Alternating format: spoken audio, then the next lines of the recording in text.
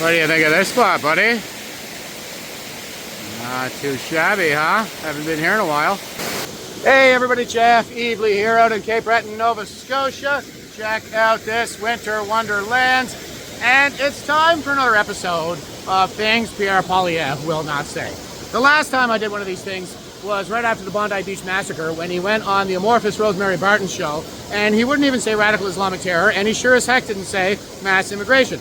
Now we have a situation where Beijing banker Manchurian Marx Carnage is over in China signing a deal to resign our children to live in a Chinese surveillance state by dropping our tariffs on their EVs from 100% down to 6.1% and giving them most favored nation status, saying you're our besties now, China, not the United States, in exchange for them dropping their tariffs, not on our canola oil, but on our canola seed, down to 15%, not 6.1%. So here's the first thing that Pierre Poilievre's not going to say. Kowtow. That's what that was. We just sent our king to China to prostrate himself before the Red Emperor and tap his head to the ground 3 times, to grovel before him, which has been the expectation in China since the days of the Yellow Emperor of antiquity. This is they have a strong cultural heritage of seeing themselves as the natural ruling kingdom of Earth. China literally translates into Central Kingdom, by the way.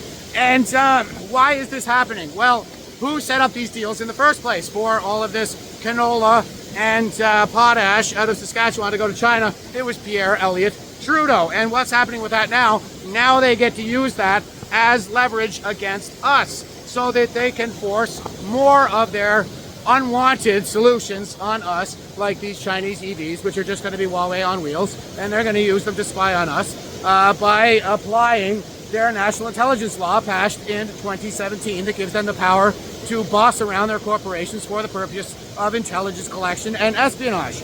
And what is the other thing that Pierre Poilievre's not going to say? It's the one thing that I've been screaming about all week while this trip was going on: Chinese interference. Why has he not been ringing that bell like mad, like I have, ever since Mark Carney first came on the scene? Here's one more thing that Pierre Poilievre's not going to say. I saw his little tweet there. He said, which Mark Carney do you believe? He did the one in the election that said that China was the greatest national security threat, or the one who just signed this deal? Well, I tell you what, here's one more thing that Pierre Poilievre's not going to say.